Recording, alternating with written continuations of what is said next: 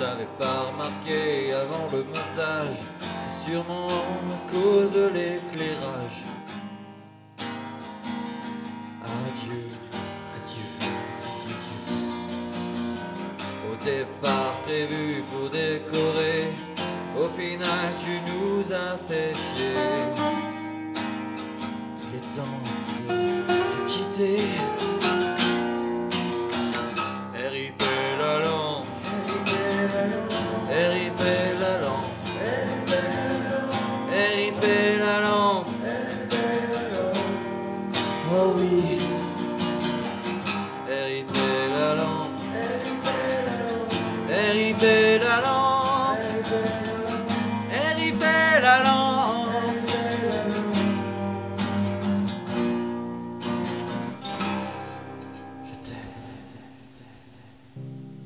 Ça va, ça te plaît?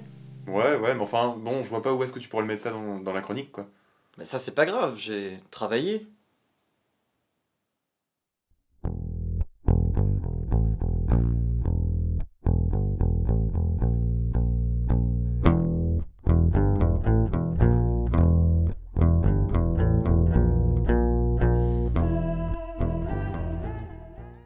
Salut, c'est Jid, aujourd'hui on va mettre les mains dans le cambouis. Ouais!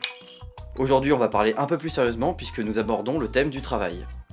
Nous vivons dans une ère où le travail nous définit bien malheureusement. Par définition, le travail est une activité de l'homme appliquée à la production, à la création et à l'entretien de quelque chose. Le travail se veut donc nécessaire pour vivre.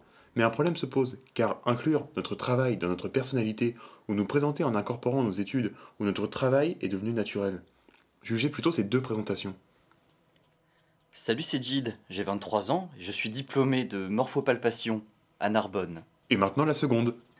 Salut, c'est Jeude, j'ai 23 ans, je suis passionné par les langoustes et je rêve d'élever des crevettes d'eau douce dans la Creuse. Si les deux paraissent naturelles, on peut percevoir une certaine nuance dans chacune d'entre elles. Si la première paraît sérieuse et dégage une certaine image positive de la personne, la seconde, quant à elle, est plus personnelle, puisqu'elle inclut la notion de passion, qui porte, dans notre monde actuel, une connotation encore trop négative. C'est pourtant par passion que la création se fait sur internet. Le travail prend alors un tout autre sens et peut même devenir un plaisir.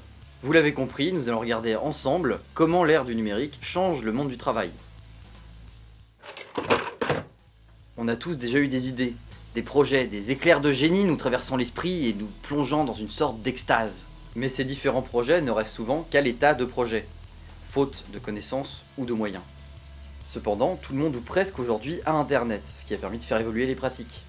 Quoi de mieux pour nous que de parler du financement participatif, ou pour nos amis anglophones, le crowdfunding. Voici Thomas.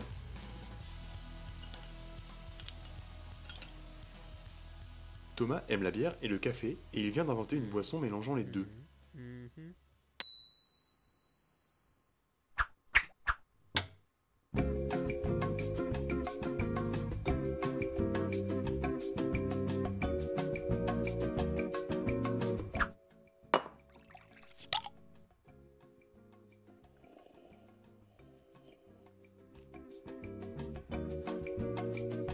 Mais Thomas est triste et pleure des larmes dans sa barbe, puisque Thomas n'a pas d'argent pour financer son projet.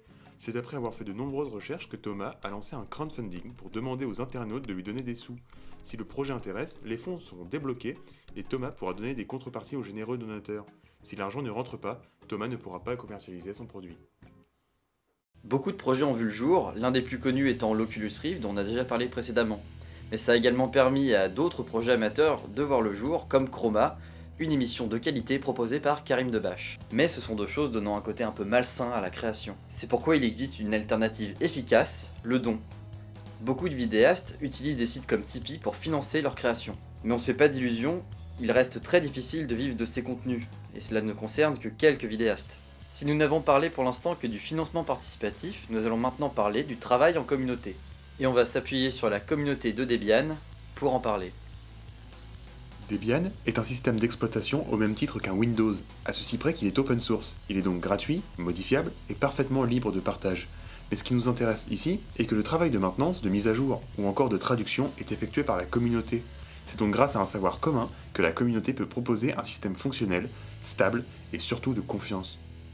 La force du travail en communauté réside en deux choses, le libre partage et le stockage des informations. On ne peut pas être fort en tout, mais suivre une notice à la lettre permet de mieux comprendre certaines actions, tant qu'on prend la peine de les lire. Mais attends, on n'a pas parlé jeux vidéo? Non, parce que le jeu vidéo c'est 50 ans de production, c'est pas rien! Donc si on regarde bien, il y a deux catégories de jeux, le AAA et le jeu indé. En gros, le AAA c'est des gros jeux faits par des grosses boîtes avec de la grosse com et beaucoup de pognon. Bref, ça nous intéresse pas trop.